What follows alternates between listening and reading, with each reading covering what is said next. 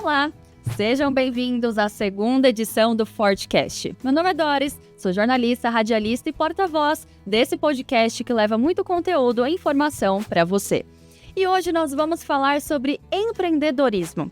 Você sabe o que é maturidade digital? Sabe o que um empreendedor precisa ter em 2026? É esse o tema e é isso que nós vamos abordar hoje aqui. Estamos com 3 convidados de peso, mas eu precisei fazer uma colinha porque o currículo de cada um é enorme, minha cabeça não vai decorar. Então eu vou falar aqui, vou começar pelo professor Rogério Dias, que é professor aqui na Faculdade Forte, mestre em Planejamento e Desenvolvimento Regional, 35 anos de atuação em pricing no setor de logística internacional.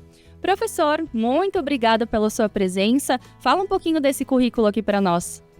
Boa tarde, Doris. Boa tarde aos integrantes da mesa. Boa tarde ao público.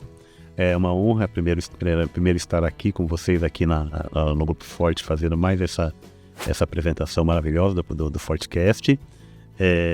Sim, é extenso, né? Mas como eu falei, é do dia a dia, né?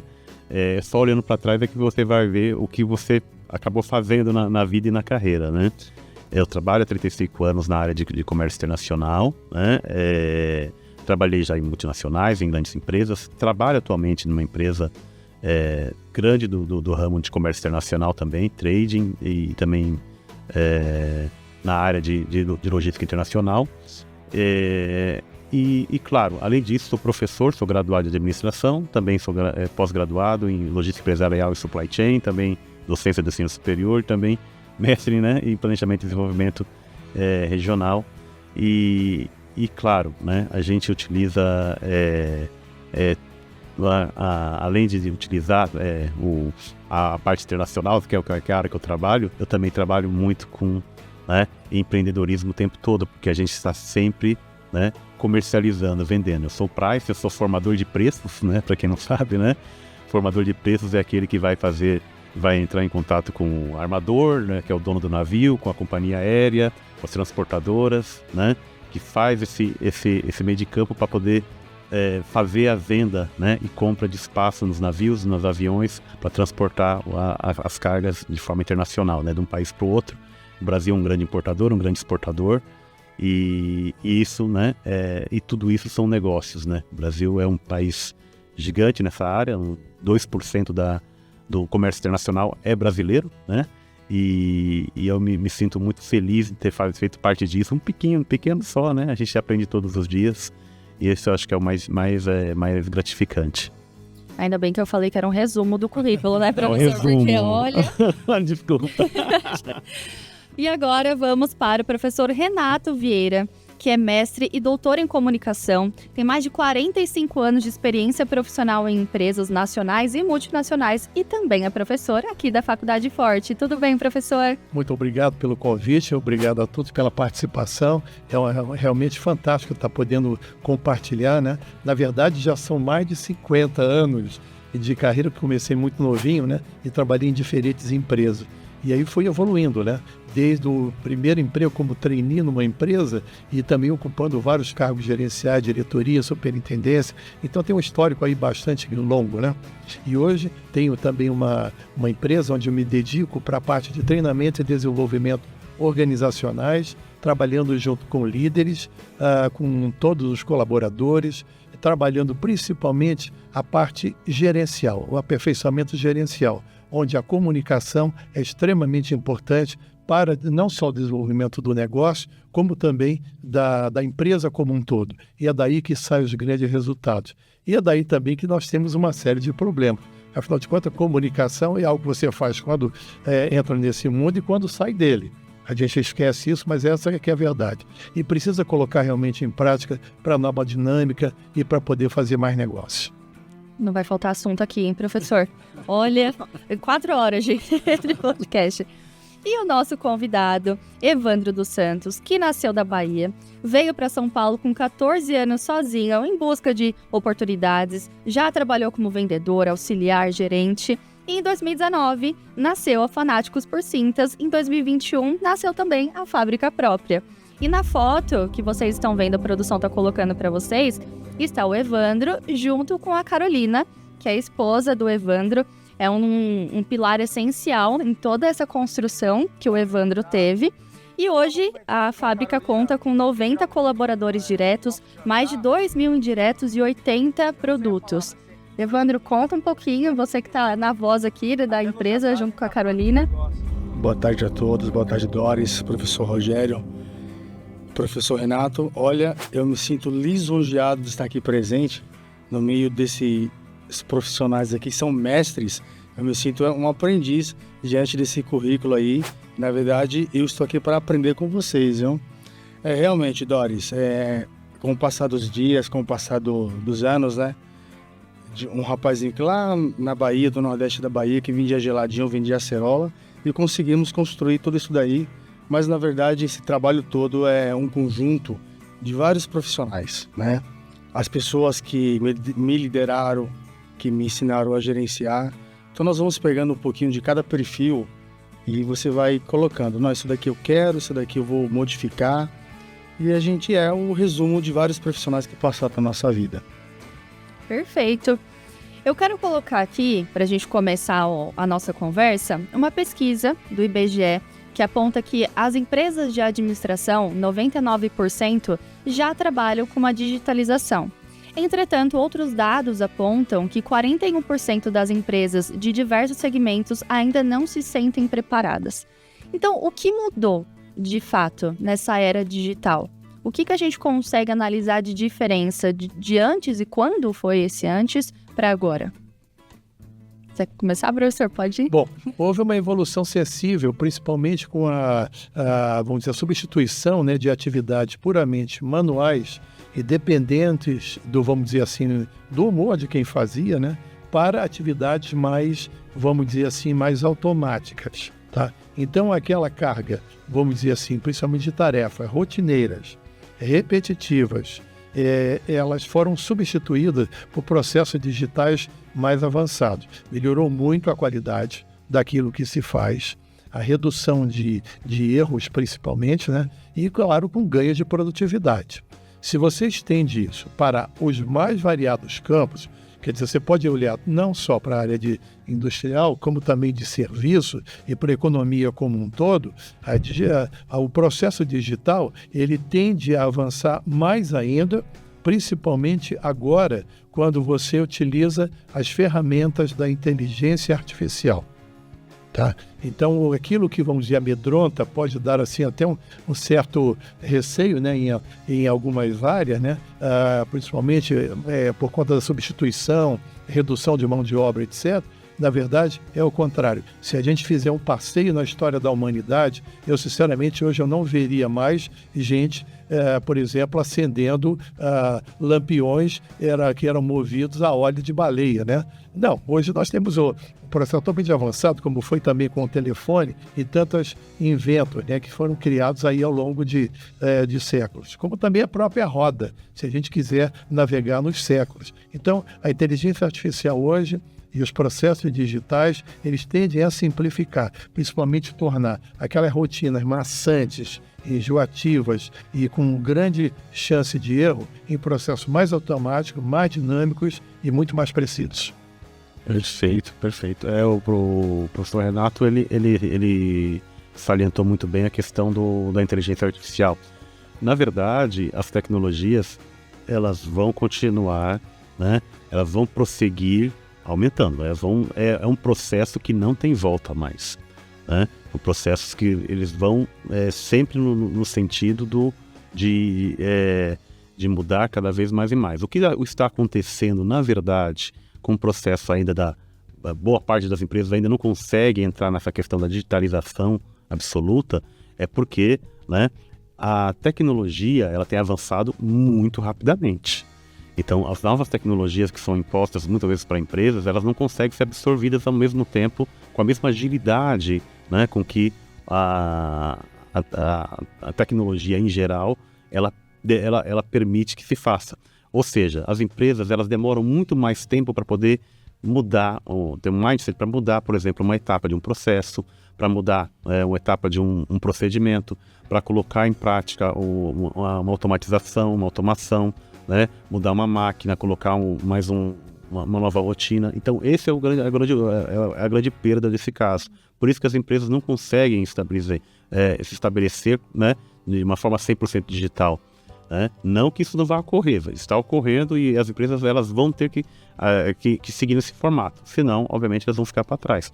A gente, né, eu brinco com meus alunos, né, que a gente tem vários exemplos, mas vários exemplos de empresas, não estamos falando de pessoas, não, de empresas que não seguiram a evolução, né, digital. Um exemplo aqui, vou falar o nome de empresa, né? Kodak é uma delas, mas, né, Blockbuster é uma delas, né, que também desapareceu, né? E, né, empresas de discos e CDs e assim por diante, que eram coisas comuns, gravadoras, tudo isso, né, mudou, né, do tempo para cá, porque as novas empresas, as novas tecnologias, elas foram, né, praticamente dinamitando todas essas empresas que não seguiram esses processos. Ou seja, ou você segue no processo, obviamente a empresa vai, né, ela vai acabar perecendo. E, Evandro, você começou muito cedo. Quais as mudanças que você acompanhou como empresa, mas como você atuava, né, como vendedor e tudo mais? Então, quais as principais mudanças que você acompanhou na sua trajetória? Sem dúvida alguma, foram várias mudanças. Hoje a Fanáticos por Cintas, ela emprega aí 90 famílias diretas, justamente por causa dessa evolução do digital, né? Quando nós começamos, sempre existem aquelas regras das marketplaces, etc., que eram bem mais fáceis, né?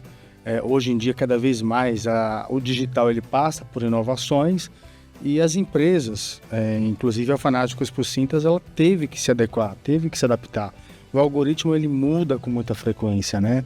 E hoje as pessoas elas estão muito exigentes, elas buscam valores competitivos, preços competitivos, qualidades e o mais importante, velocidade no recebimento do produto, né? E isso tudo o digital, as ferramentas digitais, as transportadoras, que elas fazem conexões com ERPs, né? Tudo para facilitar o acompanhamento, o rastreio, etc. Tudo isso nós tivemos que nos adequar, oferecer ao cliente essa velocidade de recebimento e essas inovações necessárias à adequação. E a Fanáticos por Cintas, ela busca cada vez mais acompanhar como é que está o algoritmo, o que o meu concorrente ele está fazendo de diferente, como que está o comportamento do algoritmo, né? É essencial, sim, esse acompanhamento e essa adequação. Nós falamos, o senhor professor apontou que trabalha com essa parte de comunicação e até atrelando o que o Evandro falou, levando para o lado mais humano, né, da conversa. Como que a gente pode equilibrar a mudança, a tecnologia com a parte humana do negócio, tanto em questão dos colaboradores, mas também do cliente, né, quem está na ponta? Bom, precisa, sobretudo, você não só treinar, mas tem uma fase anterior. Precisa contratar a pessoa certa para desenvolver o trabalho de uma forma adequada. Em seguida, existe a questão da supervisão direta, que envolve também o treinamento.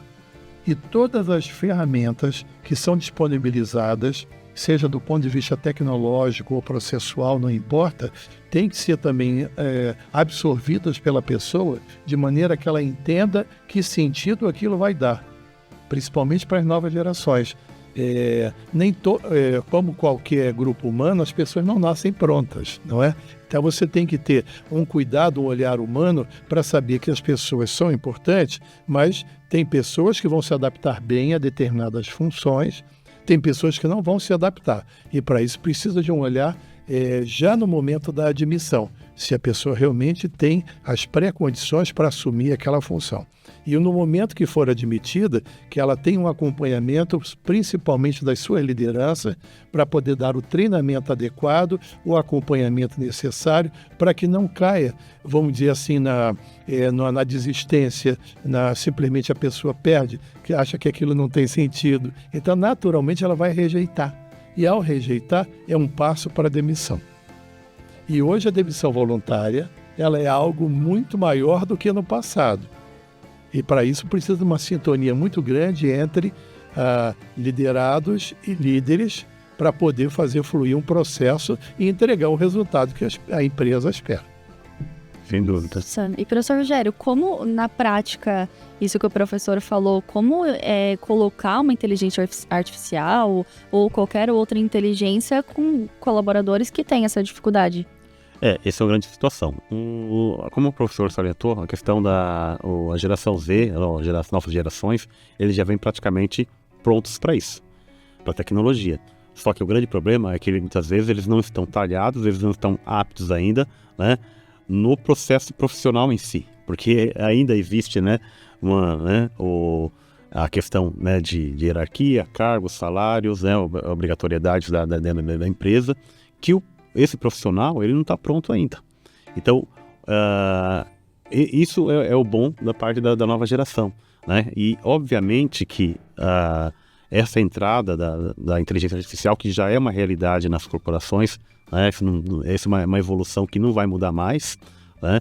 As empresas têm que começar a ter um olhar muito mais atento para os profissionais que ainda não se adequaram a isso e começar, como o professor falou, com novos treinamentos, né? Com novos sistemas, com novas adequações e tentar utilizar esse conhecimento que é importante da geração Z com as gerações mais antigas, porque as empresas precisam disso, elas demandam todos os tipos de profissionais de todas as idades ainda no Brasil.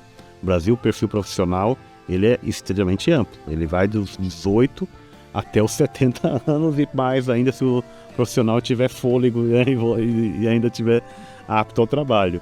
Mas, obviamente, nessa situação, as empresas elas têm que começar a mirar um pouco mais nessa questão do treinamento, né, e de trazer a realidade, porque a realidade da inteligência artificial ela já está praticamente em todos os aspectos aqui, vamos dizer assim, do marketing, da comunicação, né, do dia a dia de muitas corporações. Então, assim, se não começar a trazer isso também internamente para o trabalho de uma forma assertiva, claro, né, de uma forma que vai ser benéfica para a empresa, obviamente, né, porque existem inteligências artificiais e tem inteligências artificiais diferentes, mas eu acho que o dinamismo da coisa é justamente você oferecer um melhor treinamento e um tratamento melhor para poder juntar essas gerações de empresários, de empregados. E, obviamente, isso só vai acontecer, né, se tiver, tá, como o professor falou ali, né, a questão dos líderes, mas também a questão de recursos humanos, né, já pensando nesse aspecto também, né, para poder justamente entender, fazer a questão de como esses profissionais estão atuando. E para você, Evandro, quais foram os seus acertos e erros nessa área? Eles falaram bastante, né, de treinamento. Como você conseguiu colocar a atualização ali para os colaboradores, falar sobre isso com eles? Olha, no meio, essa atualização ela já tem que existir, né? O colaborador que ele já entra sabendo que ele vai ter muito contato com o mundo da informática e eu já não tenho tanto problema, mas é mais a questão de treinar realmente, porque cada sistema tem os seus, como que se fala, interface diferente uma da outra, mas é questão de treinar. Agora, é uma questão muito importante sobre essa pergunta, que ela pergunta da seguinte maneira, né? Como equilibrar a tecnologia com o fator humano, né? Trazendo um pouquinho aqui para a minha vivência, nós sempre nos preocupamos muito em oferecer um pré e um pós-atendimento ao cliente, que é o fator humano, que eu quero dizer, sobre a importância de ainda ter o atendimento mais humanizado. Porque assim, eu, quando estou do lado do cliente, que às vezes eu preciso entrar em contato com alguma empresa, meu Deus, como é estressante aquela triagem que se faz. Meu Deus, é muito desagradável. Então, assim, claro, hoje a Fanáticos por Cintas, vamos dizer assim que 5% é apenas perguntas assim automatizadas, né? O cliente pergunta valor, etc. Então tem uma coisa ou outra, mas é bem pouca. Porque logo já entra o nosso colaborador humano mesmo, que é muito bem treinado para passar confiabilidade, tirar todas as dúvidas técnicas e etc. Porque nós apostamos ainda nisso. Até quando eu não sei. Tem situações que você realmente vai precisar investir mais nisso, né, essa robotização. Mas ainda, Fanáticos por Cintas, se você entrar em contato, vai ter uma pequena triagem, mas é superficial. Logo já vai ter o nosso atendente, um humano, se apresentando, já adiantando o que você precisa, é uma cinta pós-procedimento de modo geral, porque hoje o cliente ele tem pressa. Quando ele compra um produto e às vezes acontece algum equívoco, de erro de tamanho, etc., ele quer ter aquela experiência do pós-atendimento assertivo, ágil. Então, vai o nosso colaborador muito bem treinado, já resolve, se for o caso, já manda o motoboy. Então, a Fanáticos por Cintas, nessa questão, ela ainda aposta nesse equilíbrio, né? Entre 80% atendimento humano e 20% robótico. Esse é fato. Ainda assim, a demanda ainda pelo, né, embora a inteligência artificial esteja, né, presente em tudo, ainda assim precisa ainda ter essa questão do relacionamento humano é muito importante. E muitas pessoas ainda demandam desse formato, ainda precisam ter o contato com o ser humano. Sim. E às vezes, né, a empresa não dispor disso, não ter esse canal de comunicação, acaba perdendo muitos pontos, né? Porque tudo bem, talvez eu não, mas talvez você que seja mais jovem, você que seja mais jovem, vocês ainda já estão mais acostumados com isso, mas pessoas com mais idade, pessoas que têm pouca relação com tecnologia, né, pessoas que ainda não estão habituados a esse novo formato, talvez eles se sentam muito mais um pouco fora dessa questão, né, de ter esse contato, né, de ter ali a solução, uma pessoa mesmo. A solução vai ser a mesma. Sim. A solução vai ser pela máquina ou pela pessoa, vai ser a mesma. Só que, né, aquela presença pessoal, acolhimento, exato, ter a pessoa ali junto, conversando de verdade, né? Durante os treinamentos que a gente realiza nas empresas, a gente sempre enfatiza uma coisa muito importante. A capacidade de entrega das empresas está muito ligada, vamos dizer, àquela questão eficaz, né? Assertivo, não, vamos fazer, vamos atender bem o cliente, mas, acima de tudo, você tem que ter um exercício de escuta. As melhores lideranças são aquelas que escutam. Porque é a partir da escuta que você, na verdade, compreende o que está se passando, seja internamente na empresa, seja o que está acontecendo com os clientes. Eu me lembro numa empresa onde nós desenvolvemos um trabalho voltado para a parte de atendimento e que todos os atendentes estavam assim muito eufóricas, né? Mal aparecia uma ligação, já queriam resolver o problema. E às vezes elas repetiam 2, 3 vezes, e a gente percebia isso, as perguntas, porque não foi capaz de compreender o que o cliente desejava. Então você tem todo, evidentemente, uma orientação, né? No momento da ligação. Mas, acima de tudo, escute, seja o seu colaborador, seja o seu cliente, porque é a partir desse entendimento que você consegue dar o direcionamento. É verdade. Nós estivemos agora recentemente no RD Summit, maior evento de marketing e vendas da América Latina. E, claro, né, o principal assunto foi inteligência artificial. E o ponto muito falado foi a escuta. E a tendência para 2026 é a saturação da inteligência artificial. Eu acredito que por isso, né, tudo ficou muito automático. Então, até a própria automatização, nós humanos não preparamos a inteligência artificial como deveríamos. Só colocamos ali, vamos agilizar o processo, lucro, mas vamos entender melhor, né? Como que a gente pode automatizar aqui de uma forma mais humana possível, para que as empresas realmente confiem na inteligência artificial, mas que ela pareça um pouco mais humana, porque essa saturação foi um dos temas mais abordados lá, que é uma tendência para 2026, né? Um cansaço, né? Até para a questão de produção de conteúdo, que né, acredito que vocês têm que produzir conteúdo incessantemente, né? Tira fotos dos produtos, vídeos, se torna muito cansativo. A velocidade da entrega não quer dizer exatamente uma perda de qualidade. Esse é um ponto importante. Você tem que realmente saber dosar para que a entrega seja percebida, porque essa noção de valor, por exemplo, eu sou professor na área de marketing. Então, você tem a questão do cliente, em primeiro lugar, porém, ele tem uma gama tão grande de opções que a partir do momento que você tem um pequeno desentendimento, mesmo que não seja muito relevante, isso se alastra no processo decisório dele com muita rapidez. E ele muda Ele vai faz uma pesquisa, mesmo porque tem tanta opção, né? A chamada, os canais, né, que estão sendo colocados à disposição dele são inúmeros. Então eu posso sair perfeitamente de uma empresa, partir para uma outra opção, ou talvez até não tome a decisão que eu poderia naquele momento, que ele poderia estar melhor envolvido e tudo. Tudo por quê? Por causa, às vezes, da velocidade excessiva que está se dando e com uma perda de qualidade relativa naquela entrega. E, sobretudo, na questão da escuta. Porque escuta é fator humano. Por mais que você tenha uma inteligência artificial por trás, a complexidade vamos dizer, de todo ser humano é muito grande. Então, e a do cliente nem se fala, principalmente agora que ele tem tanta opção. Sim, sem dúvida.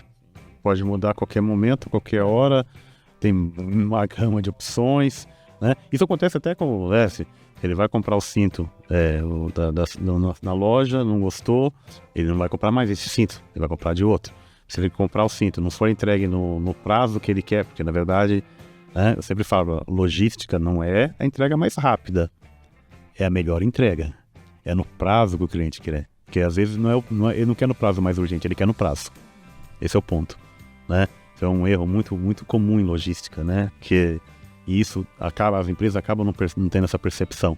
Eu não quero a entrega mais imediata, eu não quero a urgência, eu quero que seja entregue no prazo que eu preciso. E esse é o grande X. E isso que as empresas principalmente que vendem para a internet, elas começaram a perceber nos últimos anos. Não adiantava vender um prazo X, daqui a 5 dias eu vou te entregar. Não entregou, daqui a avalanche de reclamação, perfeito? Não era assim que funcionava? Hoje em dia isso mudou, né? As empresas perceberam isso, os algoritmos e também a inteligência artificial perceberam. Falaram assim, não vamos colocar um prazo estabelecido. Fala assim, se eu entregar daqui a um dia, você paga X, mas eu te entrego. Se você quiser daqui a 3 dias, é valor X. Se você quiser receber daqui a 5 dias, o frete é grátis. Ah, legal. Tá aí. Era isso que eu queria. Mas aí eu vou conseguir cumprir todos os meus prazos. Tem que cumprir. Exato, essa é a história. A empresa não vende produtos, ela vende experiência, né? Exato. Essa é a ideia. E, Evandro, na prática, como que você faz essa escuta para entender a necessidade do cliente, para criar um produto ou para divulgar um produto, seja em vídeo, foto, como que você coloca isso em prática? Olha, nós lançamos recentemente aí alguns produtos que os clientes, eles pedem. Na verdade, fazendo aqui uso da palavra do professor Renato, né? Quem ouve melhor, aprende mais. E a Fanáticos por Cintas, ela ouve muito o nosso cliente. Nós postamos um produto, né? E aí vai os clientes fazendo avaliações. Adorei esse produto, mas agora eu quero ele com essa alcinha aqui, eu quero ele mais curto, eu quero ele sem bojo. E a Fanáticos por Cintas, escutando isso, vai ali para nossa estilista, que por sinal é minha esposa, né? Ela vai lá e faz o molde, né? E o produto ele passa por avaliação e nós lançamos. E faz sucesso. Por quê? Você não precisa de muito. Você não precisa, muitas vezes, avaliar o seu concorrente. É necessário, sim, mas não é tudo. É escutar as próprias necessidades dos clientes. Hoje em dia, o que está se crescendo bastante, repito, fazendo uso aqui da palavra do professor Renato, ouvir o cliente ele pede, né? Hoje a mulher universal, vamos dizer assim, que não é nem mais do Brasil, ela está fazendo muitos procedimentos estéticos. Então o busto ele tem um tamanho G, geralmente, né, porque usa as próteses, né, e está fazendo muito aquela diminuição da cintura. Então aqui é G e aqui é P. E nós nos adequamos isso. Então nós fazemos as cintas personalizadas para os nossos clientes, né, e os feedback das nossas clientes são os mais positivos possíveis. Então é isso, Doris, não tem muito segredo. É você escutar o nosso cliente, ou nos próprios comentários das redes sociais. Nossa, eu adorei isso, mas se fosse assim? Muitas das vezes eles acreditam que aquele comentário ele passou despercebido. Porque assim, quando um comenta, a gente anota, mas não dá muita atenção. O segundo pede, o terceiro pede, opa, esse é o mercado dizendo. Então você não pode fechar os ouvidos para o que o mercado está pedindo. O mercado, no caso, é o nosso cliente que dá esse próprio feedback através das redes sociais ou então até mesmo direto para os nossos clientes. Tem mais ou menos uns 20 anos atrás, eu participei de um grande evento e estavam reunidos assim pessoas de mais diferentes empresas. E a grande estrela daquele evento era o professor Philip Kotler, considerado o papa do marketing hoje, um senhor já de 94 anos, que esteve várias vezes no Brasil, hoje já não viaja, mas eu tive a felicidade de ter uma pergunta respondida por ele. Fiz a pergunta e perguntei qual era vamos dizer, a tendência, o que ele projetava 20 anos atrás para a realidade, né? Então, eu acho que tem muito a ver, Evandro, com o que você está colocando e o faz já com bastante eficácia, né? Ele falava o seguinte: a grande desafio do marketing é poder trabalhar com todas as ferramentas existentes para possibilitar a personalização. A personalização do produto, a personalização dos serviços e o que as novas tecnologias possibilitam hoje, né, a um custo muito menor do que no passado. Então, o que era um trabalho de massa, ou seja, se produzia algo para todo mundo consumir e não importava a cor ou estilo, etc., agora é caso a caso. E você pode precificar dessa forma, desde que você esteja também aparelhado, né, para poder receber essa demanda e poder devolver em forma de satisfação. Você até, Evandro, colocou uma coisa muito importante. Qual é a experiência que o cliente espera? É aquilo que de fato deixa feliz, não é? Realizado em função daquela aquisição. Então você colocou muito bem essa questão da modelagem, né? Até o corpo mudou. Sim.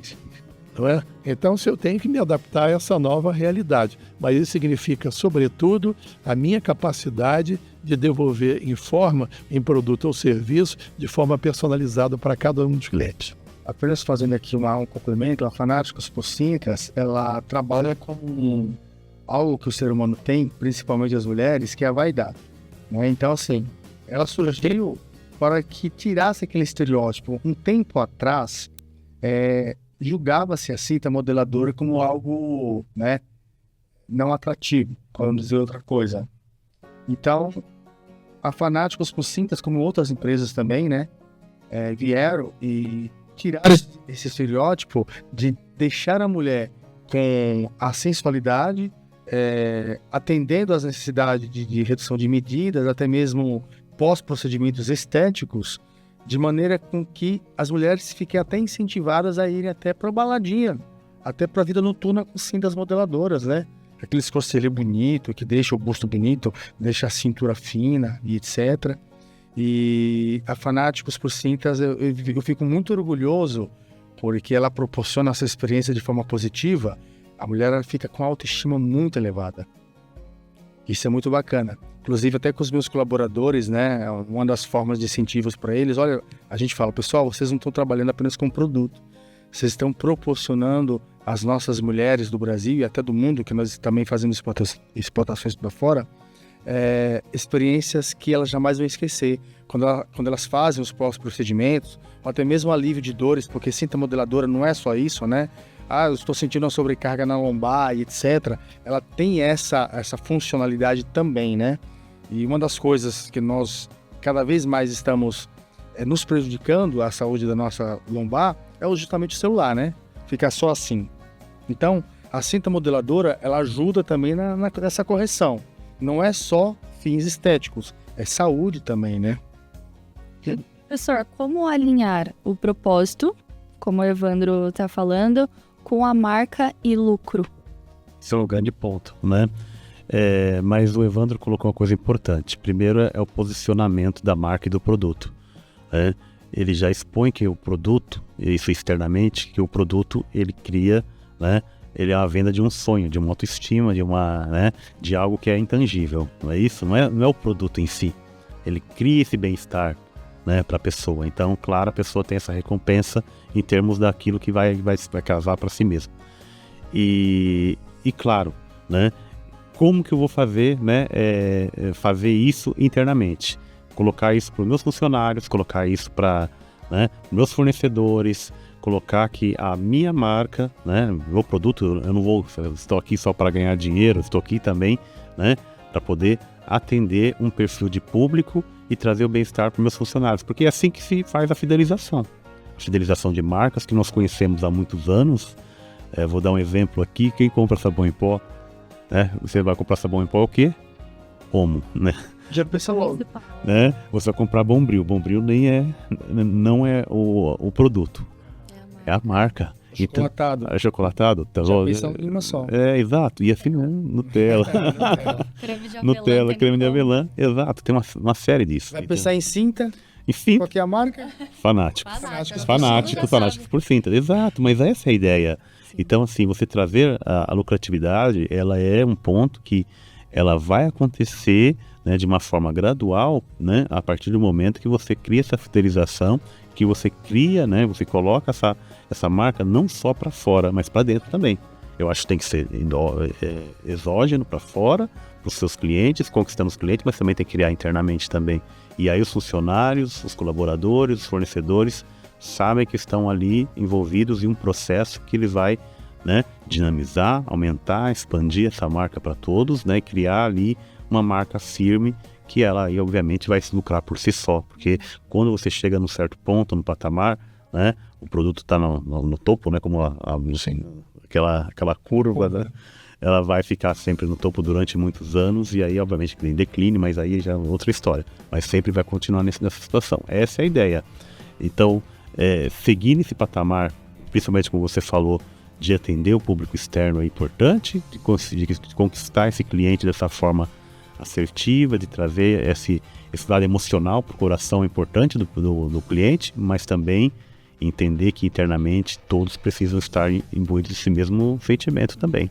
Então, assim, parece ser uma coisa meio piegas você falar isso, mas é necessário para você crescer, né? Claro, aí, obviamente, lucrativamente falando, né? Que é o que é ideal para todos, né? Sim. E, professor, como é tanto patrocinado, é anúncio, é propaganda na televisão, informação de todo lado, o que o cliente para o senhor releva hoje? É a autenticidade? É a beleza do produto, né? A gente está falando desse storytelling por trás do produto. Qual é o primeiro impacto que, para quem tem o desejo de empreender, precisa levar em consideração? Eu diria que vários. O cliente está confuso. Hoje, um cliente multicanal, ele não sabe, às vezes, para onde ir. Por isso que eu sempre ressalto a questão da personalização, porque por meio, vamos dizer assim, de alguns instrumentos, né, que você tem de condição dos algoritmos da vida, de poder absorver, vamos dizer, o que o cliente pensa, mas na verdade cada um pensa de uma forma diferente. E ele vai deixar pistas.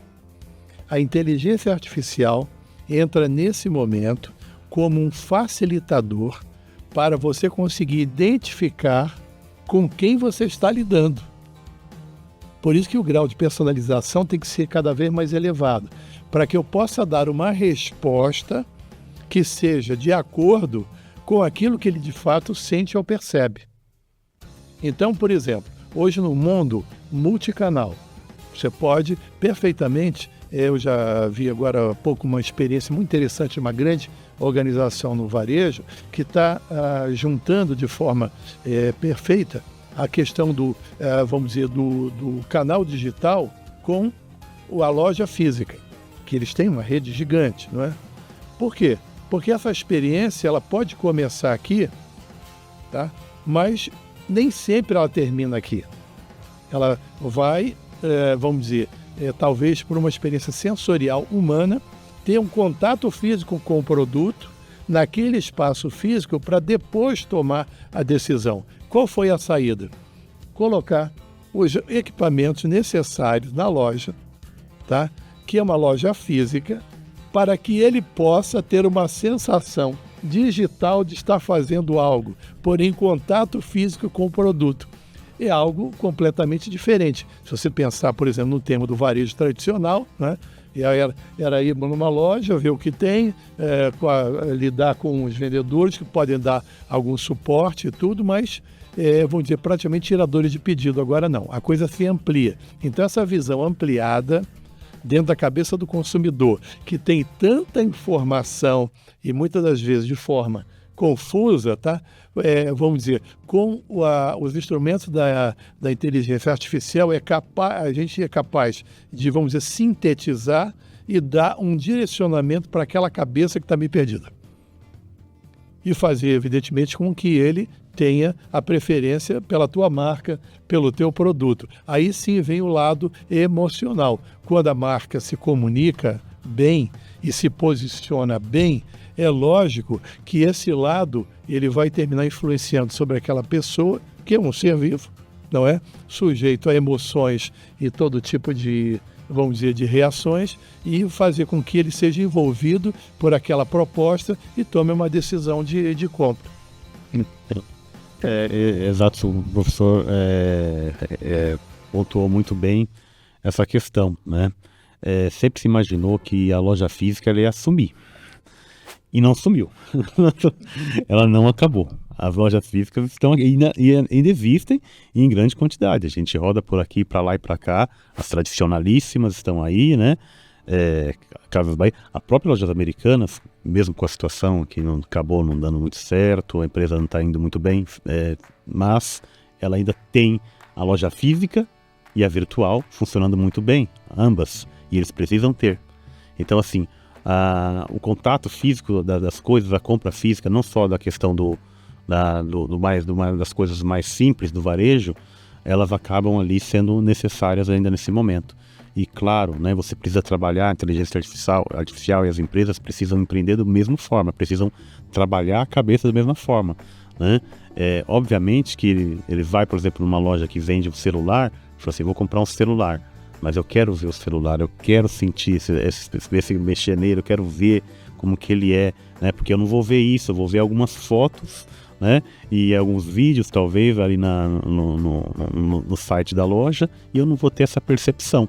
Então isso ainda mexe um pouco ainda com, né, com a questão do consumo no Brasil.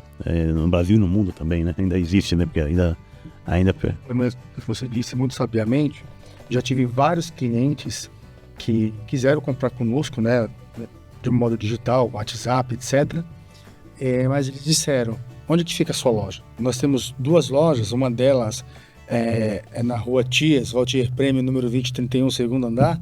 Ele é o vendedor, É no Bom Retiro. É o vendedor. Exatamente. Conheço, opa. Eles disseram, você tem loja física? Eles quiseram ver se realmente tinha, porque infelizmente hoje também, no mundo digital, muitos clientes já foram vítimas de golpes.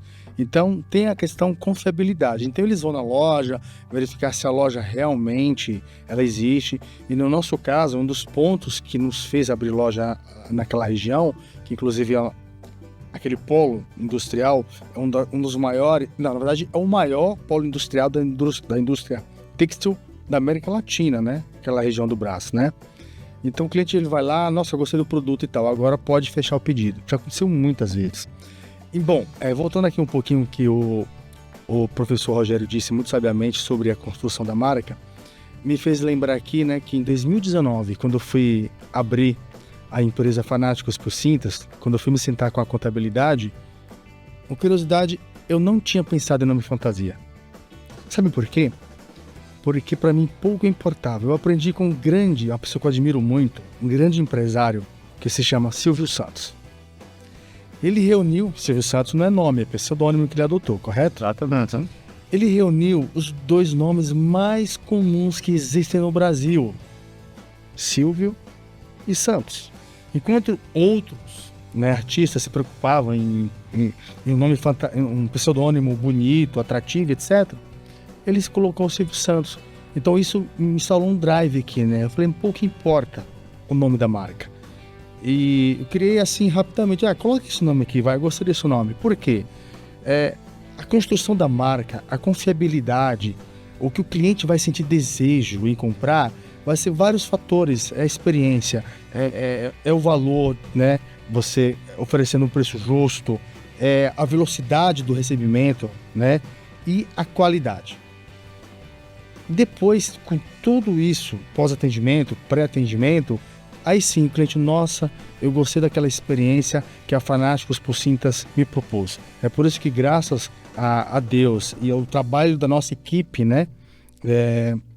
Porque para mim é muito importante o fator equipe, para mim é mais importante até do que o próprio cliente. Essa é a minha filosofia. Porque não existe produto se não ter equipe, correto? Então, eu coloco a minha equipe sempre, até mesmo em primeiro lugar do que o cliente. Bom, e é isso. E essa é a dica também que eu dou para quem quer empreender, né? Pouco importa o nome do que você vai criar. É um conjunto de fatores que vai definir se a sua marca vai ter sucesso ou não. Dica de ouro essa. E junto com isso, você tem a questão da construção, né? Você colocou muito bem, você constrói. Reputação é a soma de... Você tem uma continuidade, a coerência, não é? A credibilidade. Aí sim você vai ter reputação. É a soma de fatores que vai fazer com que as pessoas comprem e recomprem. Então, essa experiência, essa reincidência, né, é que vai fazer com que você tenha uma sobrevivência de mais longo prazo num mercado tão concorrido. Melhor que comprar é comprar sempre, né? Essa é a ideia, né? Continuar comprando, essa é a ideia. Eu sou a pessoa da loja física. Minhas amigas adoram uma comprinha online. Nossa, eu não consigo. Eu preciso olhar o produto ali e todo mundo fala, nossa, essa é nova. Não gosto. Então, é engraçado isso. Independente da idade ou não, várias pessoas ainda gostam da loja física, de um shopping ali, de olhar o produto. Isso é muito importante, é um diferencial. Esse é o ponto legal, porque identificar a Doris da maneira como ela é, da maneira como se comporta, é realmente aquilo que o professor Kotler colocava lá atrás. É você conseguir dar um grau de personalização reconhecendo a Doris como Doris e não como todos os demais. Exato, é. Uma pergunta. Ainda cabe hoje no empreendedorismo o feeling? Ou hoje somente os empreendedores devem se basear em dados? Uma boa pergunta. Olha, eu brinco com os alunos que a pessoa que mais ganhou dinheiro com feeling no mundo foi um compositor e cantor, né, chamado Morris Albert, que há 40 anos atrás compôs uma canção chamada Feelings, um brasileiro, compôs uma canção em inglês e vendeu horrores, se tornou milionário. Não é? Então, vamos dizer que existe isso, é humano, mas ele deve se somar a alguns outros fatores. Por quê? O mundo está mais complexo. Você tem tentativas e erros, acertos, e é lógico, né, Evandro passou realmente por momentos muito delicados, né, para construir, formatar o seu negócio, e não tenho dúvida alguma que um tino comercial muito apurado, não é? E uma vontade de crescer, de sobreviver, tá. Mas quando você se cerca de informação de qualidade, você consegue hoje ter pistas mais assertivas para conduzir o seu negócio com um pouco mais de tranquilidade. E é um investimento relativamente pequeno, tá? Para como você calcula preço, qual é o melhor cliente, o que os clientes, por exemplo, preferem. Tudo isso pode ser, vamos dizer, hoje, mensurado, né, e transformado, devolvido em informação para poder dar algumas pistas de resposta para a sua decisão. É lógico que você pode perfeitamente, num grau de intuição muito elevado, tomar uma decisão baseada na sua própria experiência. É da natureza humana poder fazer isso. Mas se você pudesse cercar cada vez mais de informação de qualidade para poder tomar uma decisão, eu acho que é um trabalho de planejamento muito mais lúcido e prudente. Tem razão, professor. Na verdade, assim, o feeling durante muitos anos ele foi utilizado pelos empreendedores, pelos empresários aqui no Brasil e no mundo todo. Mas eram outros momentos também. Agora, como o professor falou, a gente trabalha com mais informação. Nós temos mais informação, as pessoas têm mais informação a cada tempo. Então, obviamente que o feeling, assim, a percepção, né, de que algo pode dar certo ou não, ele ainda é inerente ao bom empresário. O empresário ainda tem essa percepção, mas ele sempre vai ter que trabalhar primeiramente com os dados, né, com os dados concretos, com os dados reais, com aquilo que é disponibilizado para eles em termos de informação e o que é possível acontecer. Porque hoje em dia, como o professor falou, hoje é barato isso. Antigamente, para você encomendar uma pesquisa de conhecimento, de satisfação de uma empresa, era algo oneroso, custoso. Demandava mão de obra, demandava pesquisa por telefone, na rua, etc, etc. Hoje em dia, não. Hoje em dia, com algumas perguntas que você faz no seu próprio site ali, você já tem uma ideia já do que é necessário, do que precisa. Isso mudou muito. Então, você tem ali ferramentas e dados para você ter uma percepção de mercado. Claro, como o Evandro comentou, né? O cliente fala, né? Um cliente falando é uma coisa, mas quando 2 ou mais falam, opa, tem alguma coisa, você acende um sinal de alerta. E aí sim você vai começar a trabalhar com esses dados, vão ser compilados e assim por diante, né? Os KPIs e assim por diante, né? Os indicadores. E são coisas relevantes. O feeling, ele não pode ser abandonado jamais, porque também, assim como ele disse também, né? Silvio Santos teve o feeling, né? Muitos dos empresários que a gente conhece de sucesso no Brasil foram pessoas que tiveram insights, né? Mesmo porque empreender no Brasil nunca foi fácil. Nem era antes e também não é hoje. E nunca vai ser. Né? É dinâmico? É uma dinâmica, é difícil, né? O Brasil é um país muito complexo, muitas burocracias, com muitos problemas. Isso tem mudado, mas, né, ainda assim precisa ter esse mínimo ali de a percepção do ser humano, né? A intuição, né? Eu acho que eu vou seguir um pouco meu coração hoje, tudo bem, mas não é sempre que você pode fazer isso, tá? Não vai arriscar tudo sempre, mas obviamente os dados, né, é uma tendência empresarial importante e acho que definitiva. Comentamos agora há pouco, né? O exercício da escuta. Escute seu funcionário, escute seu cliente, escute o seu mercado, e para isso você tem hoje instrumentos muito melhores e mais ágeis e num custo muito baixo para obter tudo isso. Sim. Evandro, eu vou somar mais uma pergunta para você, só para dificultar um pouquinho. O mais difícil, onde você errou durante esse processo que você falaria, olha, se eu tivesse feito diferente nesse momento? Eu tive mais muitos erros. Erros pra caramba. Mas eu não faria nada diferente. Porque foram esses erros, esses fracassos que fez com que eu me tornasse o que eu sou hoje, né? O principal líder e principal gestor da Fanáticos por Cintas, entre outras empresas que nós também temos, né? E eu penso que o fracasso, ele é extremamente necessário porque ele é caminho sendo aberto para o sucesso, né? E eu gostaria muito de dar a minha versão sobre o feeling. No meu entendimento particular, o feeling, ele tem vários graus de sensibilidade, né? A Fanáticos por Cintas, quando eu criei, na verdade, antes de criar Fanáticos por Cintas, eu estava estudando produtos. No meu entendimento, o feeling é algo mais particular. Tem, como o professor Renato disse, você ouvir, né? Quem ouve melhor aprende mais, mas o feeling é algo mais privado. Você está ouvindo a sua própria voz lá dentro, é algo inexplicável, chega a ser uma inspiração divina. Quando eu estava estudando produto para trabalhar, me apareceu uma cinta, nós batizamos ela de cinta 01, furadinha 01, para facilitar a expedição, compras e tal.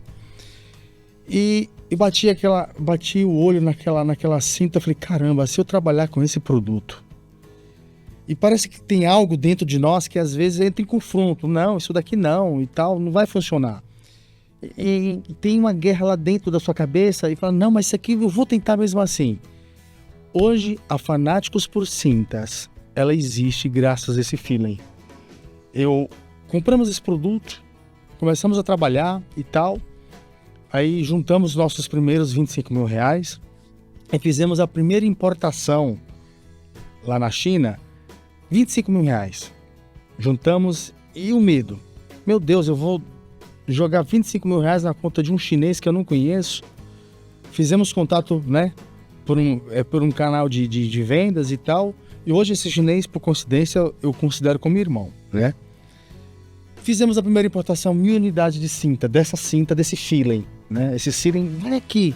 Ah, não vou não, mas vai que vai dar certo. A segunda, depois de 3, 4 meses que vendeu tudo, já foram 5.000 unidades. A terceira importação já foram 10 mil.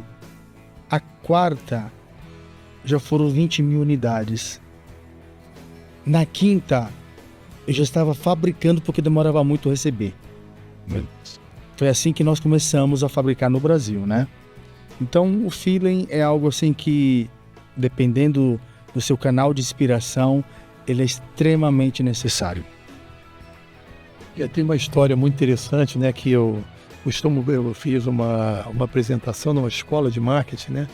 E eu ressuscitei, né, um case, né, que é a questão da famosa estilista Coco Chanel. O perfume mais vendido no mundo chama-se Chanel número 5. Todo mundo sabe esse. E ela, eu estou fazendo... Simples assim, arroz com feijão, número 5. Exatamente. Mas por quê? Porque quando ela visitou uma cidade onde eram produzidos essência, perfumes e tudo, né? E o perfumista estava misturando, né?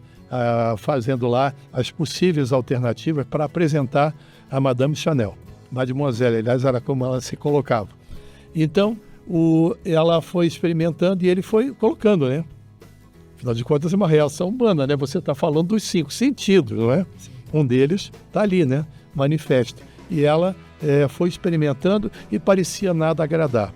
E aí o perfumista preocupado, falei, será que eu estou conseguindo agradar? Porque ela já era uma pessoa de destaque e tudo, e ela estava depositando confiança naquele processo. Pois bem, ela levantou simplesmente o provador, né? E falou assim, le numéro 5. Aí ele falou assim, então, Chanel número 5? Nasceu exatamente assim. Simples. E é hoje o perfume mais vendido do mundo. Você não inventar nada, foi no básico. Exatamente. Então você tem aí uma mistura, né? Porque afinal de contas é uma percepção humana. Nenhuma inteligência artificial vai ser capaz de fazer isso. Não. Isso é verdade. Palavras sábias, hein? Palavras sábias. A inteligência artificial, ela veio para facilitar muito. Mas esse feeling, essa inspiração, eu considero até divina. Nada irá substituir, nenhum tipo de inteligência. Exato, isso é muito importante. Como você falou, realmente a coisa é o que abre caminho para tudo, né? Não pode se perder, né? 100%, né? Deixar o negócio tomar conta de tudo, os dados, as informações, aquela coisa mecânica, automatizada, né? De dados, informações, eu vou seguir sempre o que for maior, o que tiver maior impacto. Mas sempre tem que pensar, né, nesse sentido, né? Sempre ter ali e falar assim, não, espera lá. Vamos pensar um pouquinho mais sobre isso aqui. Alguma coisa me diz. Isso ainda é importante ainda para os empresários brasileiros. E acho que isso está faltando um pouco também, né? Isso é importante, porque né, a coragem que você teve, né? De importar, né, da China. Eu importo muito, faço muita importação, sei como funciona isso. Tenho empresas que são iniciantes, médias, grandes, gigantes, mas sempre é a mesma coisa. Você está sempre depositando mesmo confiança em terceiros, né? Em tudo aquilo que você criou na sua vida. E é um grande risco, né? É um risco, Verônica. Principalmente nas primeiras importações. Se você perde, se você é vítima de um golpe, é difícil você... Tudo pode acontecer. Tudo pode acontecer. Quando a gente fala em importação, uma exportação, a gente está falando assim de risco para... Não é só o risco da venda, né, do produto, mas é risco pode acontecer, o produto pode ser danificado, pode se perder, pode não ser o produto que você pediu, pode ser uma série de coisas, né? E tudo isso envolve dinheiro e investimento e é uma coisa muito séria. E é tudo muito à vista, né? Exato. Não existe prazo. Não tem prazo. Imagina, pagar na origem, os impostos que você paga. Antecipar, a tributação que é obrigatória, né? Se você, o produto chegou aqui, não é o produto que eu queria, mas tudo bem, mas o imposto tem que ser pago. O bom é que os impostos são baratos no Brasil, né? Isso facilita bastante. Por sorte. A carga tributária brasileira já é uma outra. E professor, falando do medo, para quem está começando, como não ter medo? É impossível não ter medo, porque ela é o grande motivador. Exato. Eu acho que o medo ele tem uma característica, aí eu vou voltar para a raiz da psicologia, né? O medo ele tem duas coisas que eu considero, pelo menos, muito importantes, né? Primeiro, é um sinal de alerta, ele te protege.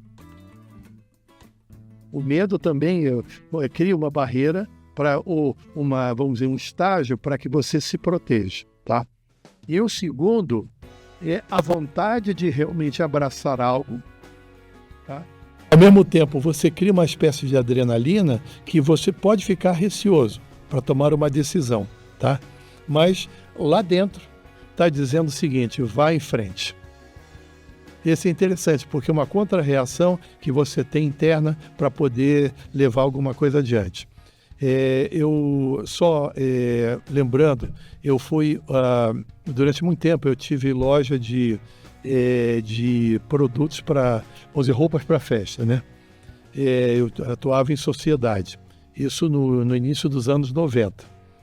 E uma vez nós fomos, recebi uma indicação de uma loja, e lá em Nova York, as lojas sempre, até fábricas, funcionam em prédios, né? Aqueles prédios gigantescos, de 40, 50 andares, e você tem lá um bocado de fabriqueta, né? Hoje nem tanto, porque a China já ocupou esse espaço. Mas no início dos anos 90, era mais ou menos isso. E nos deram uma indicação de uma fabricante de roupas de festa. E era ele é o comerciante, né? Ele e a mulher, ele vindo do Nepal, usando exatamente o turbante, não é? Com as características, vamos dizer, daquela região.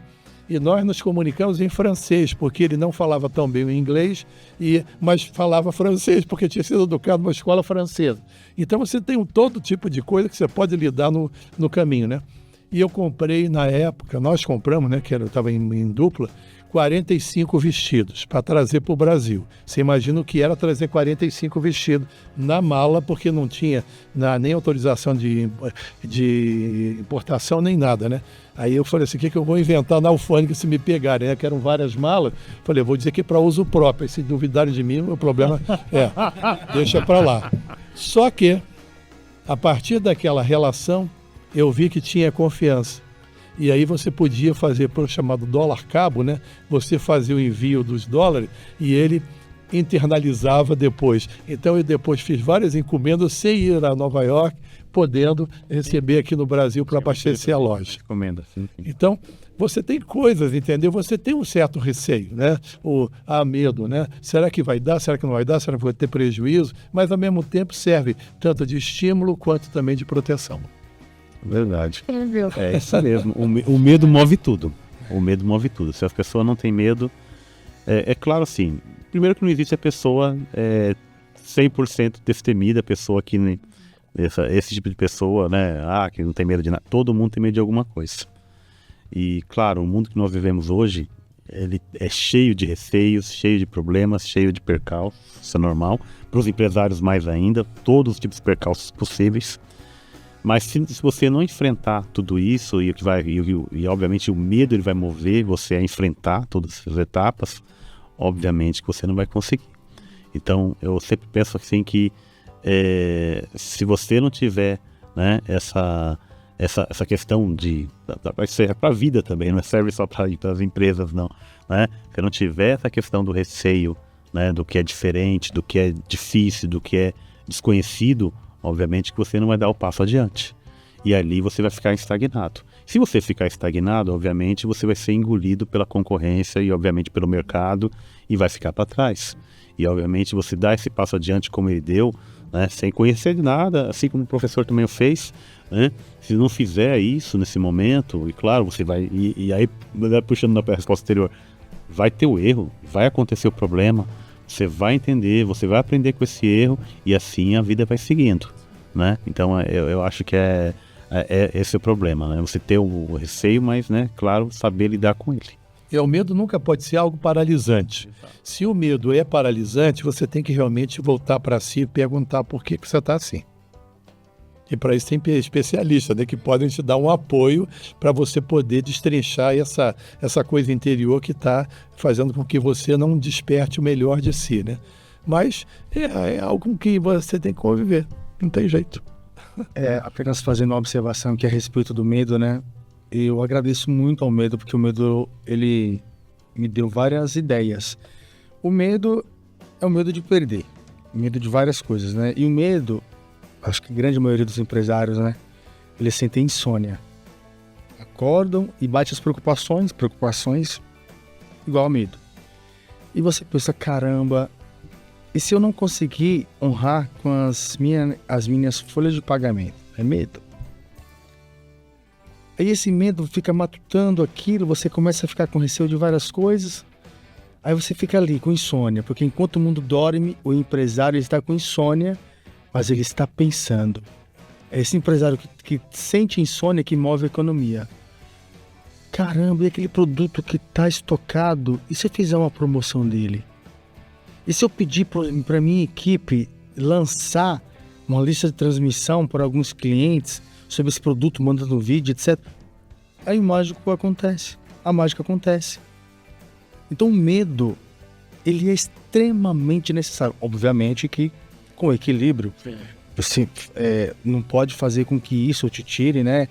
Trazendo problemas emocionais, etc e tal. Mas se ele for bem trabalhado, se ele for dosado, se você não deixar ele ultrapassar para o limite que te prejudica ainda mais, ele é necessário, né? O medo de ficar desempregado, de alguém mais inteligente que você ocupe seu cargo, faz você se atualizar, faz você estudar e assim por diante. O medo, ele é extremamente necessário para a evolução.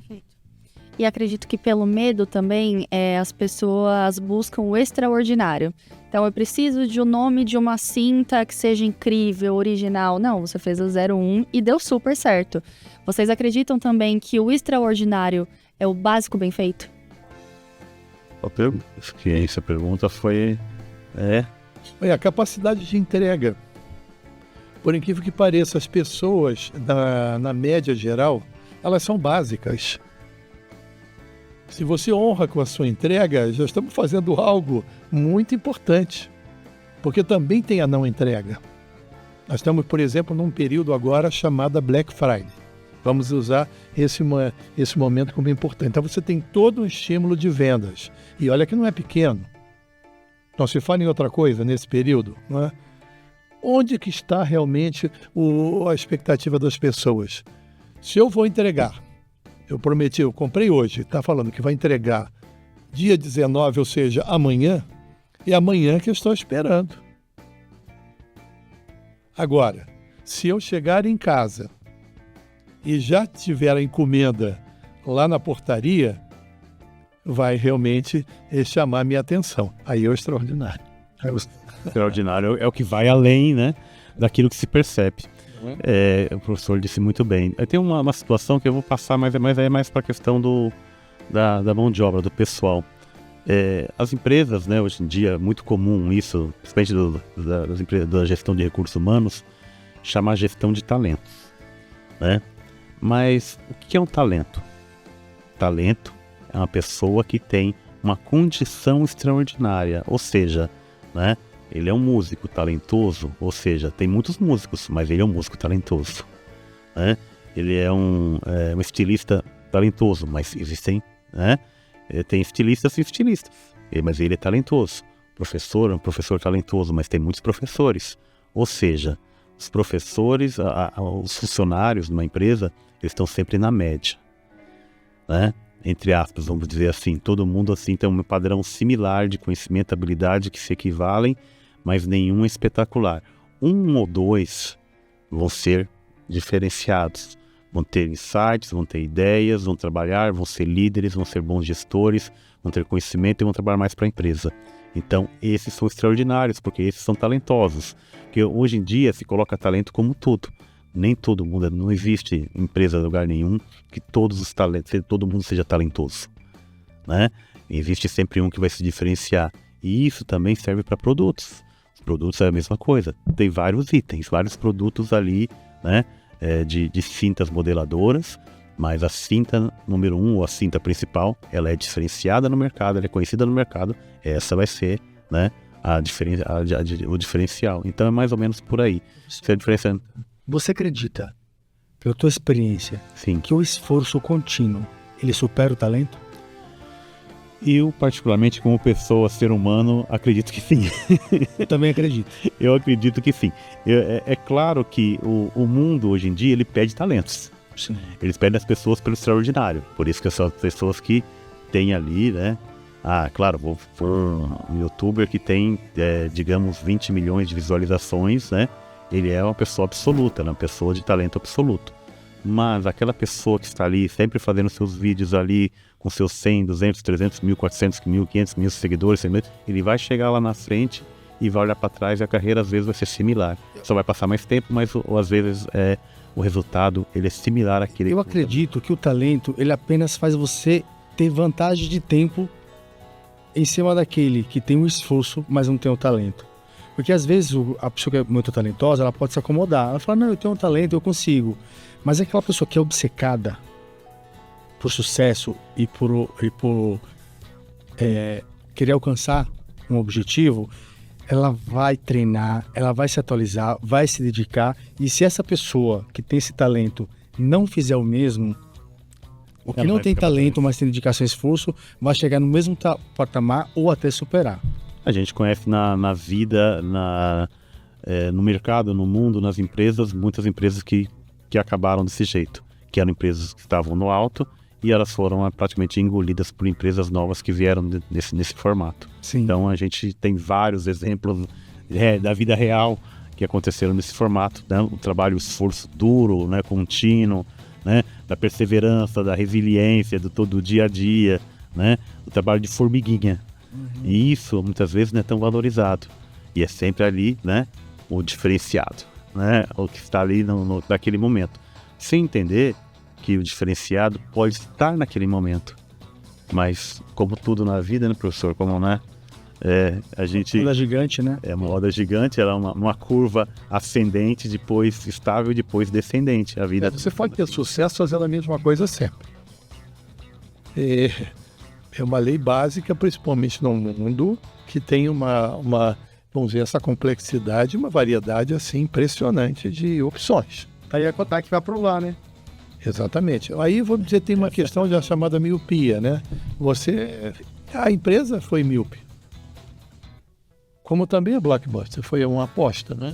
E outras empresas também podem entrar mais ou menos na mesma seara, ou seja, você não entende que é necessário, o mercado é dinâmico, ele exige inovação, mas você pode manter a consistência de uma marca, de um produto, e nós temos vários casos. Por exemplo, você citou uma marca muito conhecida de sabão, né? Na verdade, é uma marca pequena, são apenas 3 letras, e que toda vez que se faz uma pesquisa de mercado, qual é a marca que lhe vem à cabeça, essa vem primeiríssima e há vários anos, tá? E ela já está aí há quase 70 anos no mercado. Só que aquelas características, quer dizer, tem uma função, não é? A promessa de lavar mais branco. Só que ela não serve só para isso. Você tem vários tipos de produtos a partir dessa marca que são complementares e foram introduzindo perfumes amaciantes e outras propriedades que puderam dar àquele produto uma riqueza muito maior. É um líder de mercado, apesar de ser o mais caro, e continua sendo uma referência. Qual é a tendência para os demais? É ir acompanhando. Agora, existem várias outras opções. E os outros também disputam, vamos dizer, essa seara, né? Somente num país onde você tem uma renda tão desigual, né? E que você tem uma parcela dessa população, e não é pequena, 33% mais ou menos da população brasileira vive a partir de um salário mínimo. Aí você vai dizer, mas não tem capacidade de consumo. Tem capacidade de consumo dentro das suas limitações. E para isso você tem que ter um produto adequado para se colocar para essa população. Então, você tem que realmente trabalhar com essa realidade. Você tem as informações, você tem os dados, você tem as decisões, não é? E tem, evidentemente, os produtos e as marcas para poder satisfazer aquelas necessidades e desejos que essa enorme população, por exemplo, no caso brasileiro, é de uma riqueza fabulosa. São 213 milhões de habitantes. Não é pouca gente. Sim. O mercado interno é que nos sustenta. Sim. Ele é que segura diante dos solavancos, das crises econômicas e problemas, tá? E faz com que muitas empresas tenham sucesso, como é o seu caso.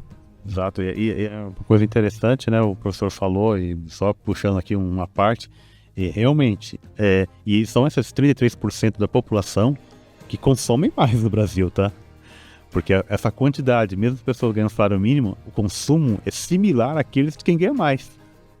E a gente imagina assim, nossa, mas quem é mais rico, quem é a classe A, a classe B, eles consomem... Não, eles consomem praticamente similar ou menos de quem ganha menos, porque aí entra a proporção do salário, né? Porque quem, obviamente, ganha um salário mínimo, ele vai dispor do salário mínimo inteiro, da renda inteira dele para consumo. E muitas vezes, Fazer uma parte. e os outros, esse pessoal, eles podem usar para outras coisas. Se deu mais ou menos aproximadamente uns 15 anos atrás, uma grande rede de varejo resolveu abrir sua primeira loja, aliás, foi a primeira loja de varejo a abrir numa comunidade no Rio de Janeiro, né? E eu conheço bem, que eu sou carioca, mas moro aqui em São Paulo.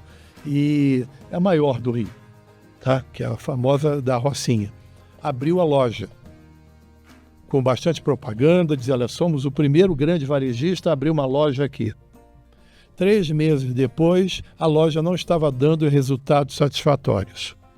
E a direção se perguntou por quê está acontecendo isso.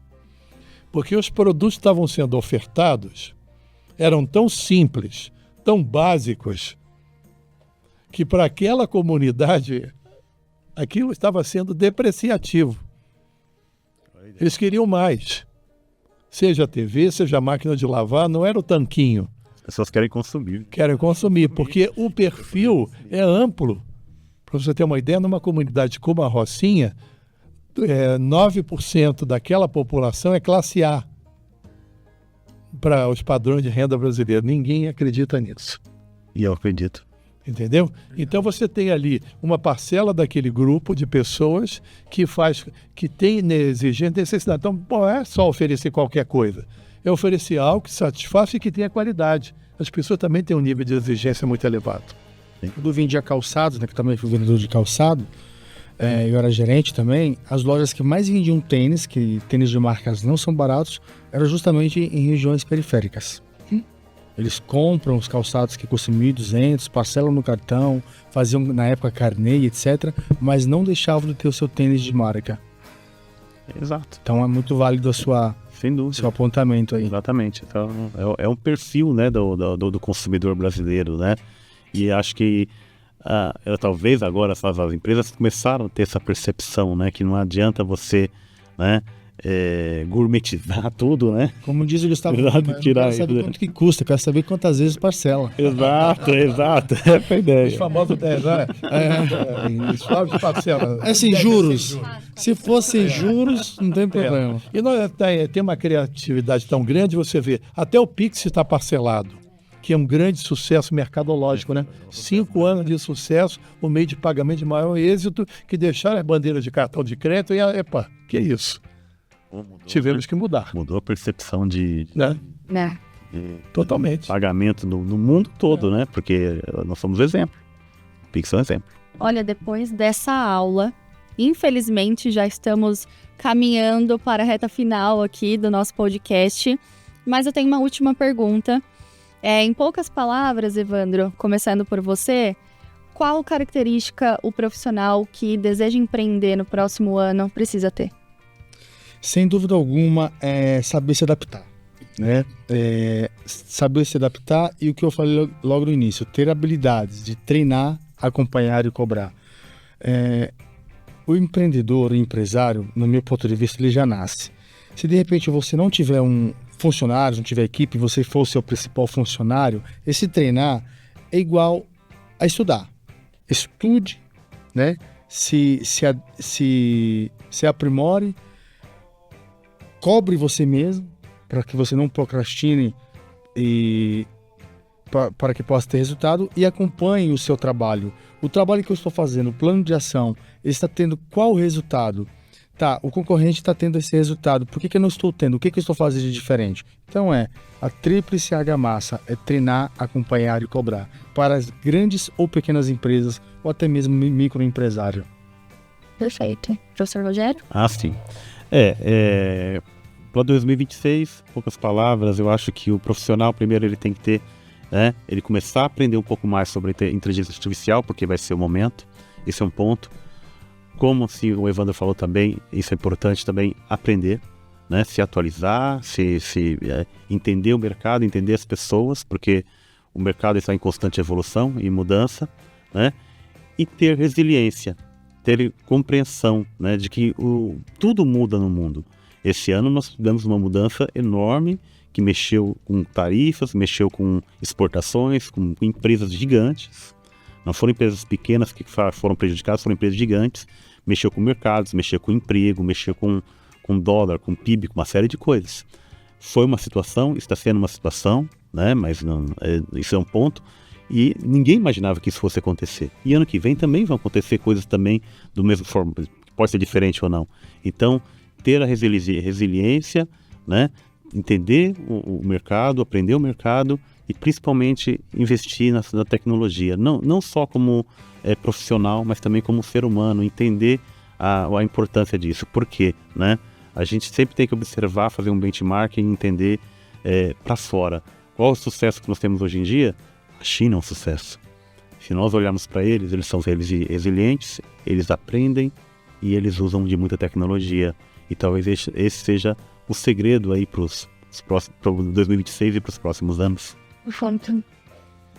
Bom, eu ressalto a questão do conhecimento daquilo que se propõe a fazer. Para mim, quando você fala a palavra propósito, que ficou um pouco banalizado, né? Porque é tão utilizado que se torna, realmente perde a força. Mas o grande propósito é realmente aquilo que você se preparou, aquilo que você se propõe a fazer. Então, conheça realmente. Em segundo aspecto, se planeje. O planejamento é importante. Para isso, você tem instituições, no caso brasileiro, por exemplo, que é o caso do Sebrae, que dá um apoio fabuloso para a pessoa que vai iniciar um negócio ou se propõe a organizar algo dessa natureza, tá? E o terceiro, tem uma pitada de inovação. Fazer mais do mesmo talvez repetir aquilo que já é feito e sem grande atratividade. Isso talvez dê uma alavanca no momento de início. Perfeito. Bom. Evandro, muito obrigada pela presença, muito obrigada pela contribuição. Para as pessoas seguirem Fanáticos por Cintas, como podem te achar? É simples assim, @fanáticos por Cintas. Perfeito. E quero fazer diferente hoje, já que estamos com professores da Faculdade Forte, geralmente eu sempre faço aquele pitch de vendas no final, mas gostaria que vocês também encerrassem e falassem um pouquinho sobre a faculdade. Perfeito. Pode começar. Legal. Bom, eu já trabalho na Forte, para Forte já, eu sei o que eu falei assim, eu sou antigo, né? Eu trabalho aqui desde 2013. Mas eu tive períodos, né? Até 2013 até 2023 e depois agora novamente aqui, né? O Grupo Forte, ele é um grupo que esteve sempre em constante evolução. E além do corpo docente espetacular, a estrutura que aquela instituição oferece para os alunos, para a comunidade, para os professores, ela é sem igual. Não estou fazendo aqui uma propaganda só para dizer, você está fazendo propaganda para Forte. Não. Estou falando uma realidade, né? O que é esse grupo aqui. Enfim, isso tudo, né, dá uma satisfação como professor e, claro, para oferecer os cursos maravilhosos que nós temos, de administração, processos gerenciais e todos os outros demais que nós temos aqui, dentro da instituição, tradução, intérprete, uma série deles aqui que isso são fazem parte aqui do nosso grupo e outros que estão sendo feitos, outras ações que estão sendo feitas também. Perfeito. Obrigada, professor, pela presença, pela aula que o senhor deu aqui para nós. Sair um pouquinho da sala de aula e deu aula aqui no nosso podcast. Não, imagina, aqui é um aprendizado, na verdade, né? Eu agradeço de coração a participação. Aprendizado. Todo dia aprendemos, todo dia nos aprendemos. Obrigada, professor. Gratidão. E o senhor? Bom, eu sou professor fundador, né, da Faculdade Forte, participei dos primórdios, né, da criação, as primeiras reuniões com o MEC, então eu vejo uma preocupação muito grande com a questão da qualidade do ensino a um custo bastante acessível, tá? Isso nunca, sempre foi uma diretriz, uma estratégia e aquilo que se entrega, ou seja, você ter realmente um produto de qualidade a um preço bastante acessível e, acima de tudo, com uma visão de mercado. Então, se você tem esse tripé, eu acredito que para a realidade do mercado, especialmente de São Paulo, e com as demandas que a gente tem, não tenho dúvida alguma que a Forte tem um destino assim bastante brilhante pela frente. Perfeito. Muito obrigada a todos novamente. Foi enriquecedor, foi um bate-papo enriquecedor. Acredito que todos que estão assistindo vão tirar o projeto do papel e colocar em prática agora. Novas empresas, novos empreendedores a partir de agora. Sim, muito obrigado. Eu fico lisonjeado. Obrigado, professores. Aprendi muito com vocês. E é isso. Muito obrigado. Bom, e você que assistiu, muito obrigada por ficar até o final aqui conosco. E acompanhe as redes sociais da Faculdade Forte. Nós temos um encontro marcado para o 3º episódio do ForteCast. Tchau e até a próxima!